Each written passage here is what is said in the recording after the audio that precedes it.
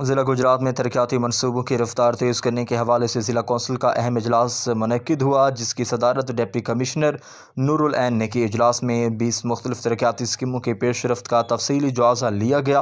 جہاں حکام کو بتایا گیا کہ لالہ زار کالونی اور یونین کونسل سابوال میں مین اسٹریٹ کی تعمیر کا کام تیزی سے جاری ہے، تاہم علاقہ مکینوں کے تحفظات کو مد نظر رکھتے ہوئے ڈپٹی کمشنر نے موقع پر ہی سی ای او ضلع کونسل کو اسکیم